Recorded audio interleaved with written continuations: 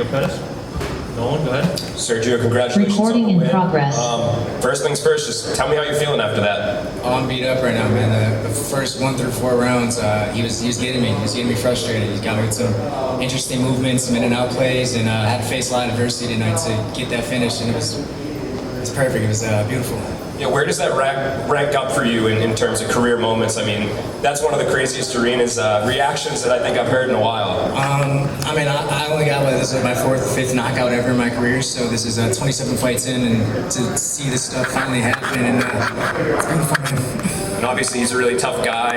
You said you kind of struggled early on. What do you attribute that to? Was it just kind of mistakes, or were there other things you could have done differently? Nah, man, he just had an awkward style. I had to figure it out eventually, and I had to stay true to my plan.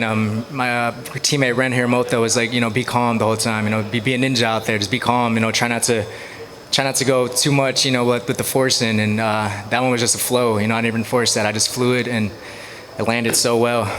And obviously, it was wild to watch. But can you talk me through it from your perspective? When you spun, I'm assuming you obviously felt the contact. Did you kind of realize what happened, or did it take you a minute to process it? I mean, once I went down, I wanted to hit him with one more shot, and I realized, oh, he's really out. But it was just my coach Cushman too is just telling me to jab away, and every time he is getting thrown at, he's giving a reaction. And I think rounds 1 through 4 is what got him comfortable exiting without really defending himself. So I threw that kick, missed, and his exit allowed me to hit that spin back fist.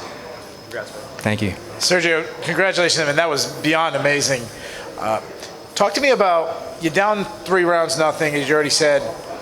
To keep your confidence up, to still be able to find a knockout, what's going through your head in between those rounds? My coach, Duke Rufus, was just being honest with me. He's like, yo, we're down 3 rounds, man. And, I recently saw a boxing fight where I think it was Crawford. His coach was like, yo, you're down this round. And that round, he went and got the finish, and I felt like I needed that. I needed that in my life to face that adversity and to make me come out here and be a dog. Round 4, I was so different than rounds 1 through 3. Yeah, absolutely.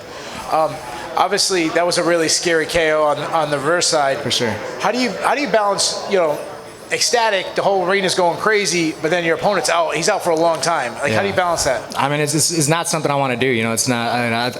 I don't want to hurt anybody so bad that they're unconscious like that or have damage later on in their life. So, definitely it's part of the job, unfortunately. But it is what it is, man. At the end of the day, it's kind of bogus to say, but it's better him than me. So that's how I got to be when I'm out here. I'm a very nice person and kind human being, but he would have done the same to me. So. My last question. Obviously, they announced the Grand Prix. You're in it. You're the champion. In the past, Bellator has allowed the champion to pick their opponent. If they give you that opportunity, you're the man. Who you picking? I'm not here to pick anyone, man. I'm going to let them pick my opponent for me. I'm not the boss of that. They'll tell me who I fight, and I'll never say no to fight. Thank you so much. Hey, Sergio, I mean, congratulations. Right now, if there are any doubters out there, I don't think after that performance there will be any more.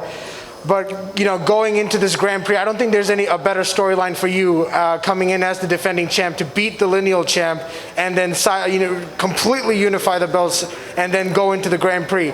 But let's recapture that journey coming all the way here, striving out of your little older brother's shadow, building your own brand, building your own legacy. It's not easy out there. What is your message for all those little brothers out there that are trying to build their own path?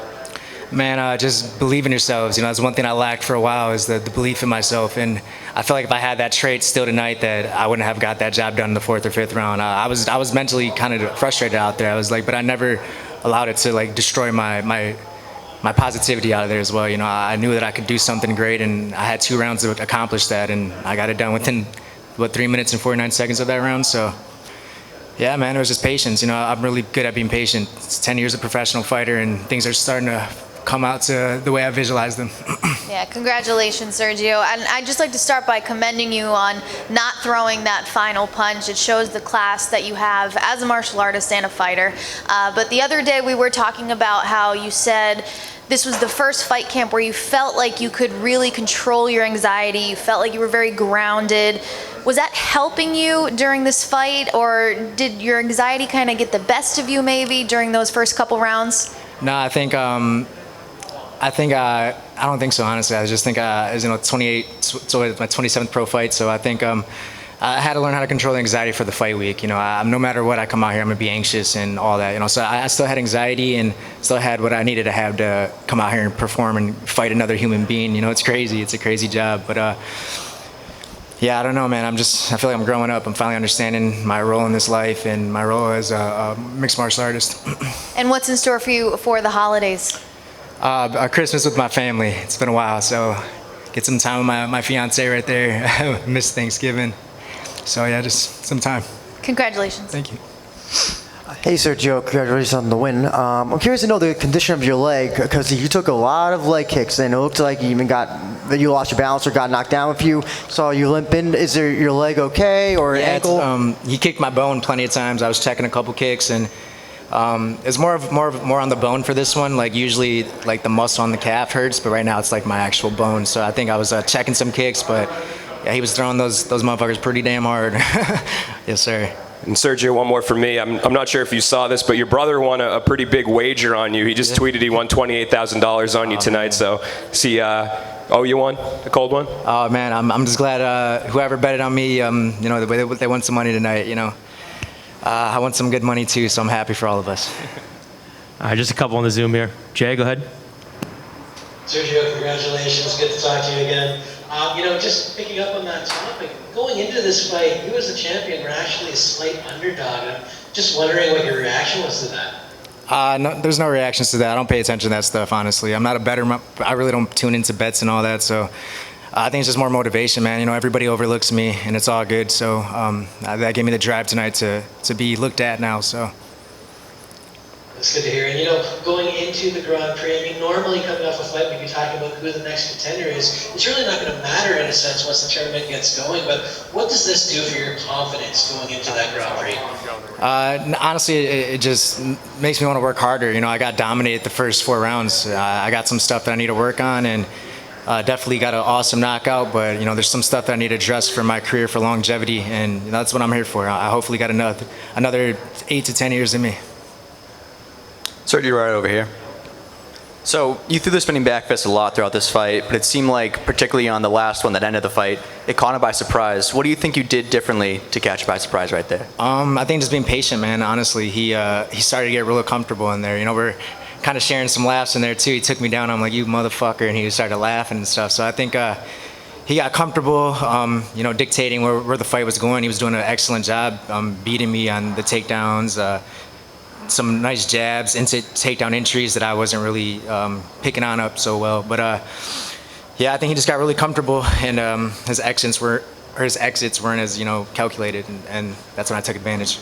And I'm sure, as you could imagine, there's a ton of reaction online to the highlight that was your knockout.